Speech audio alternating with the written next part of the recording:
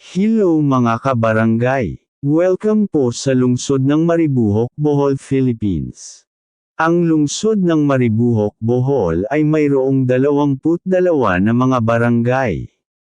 Kung gusto mong malaman, panoorin mo ang videong ito. Let's start!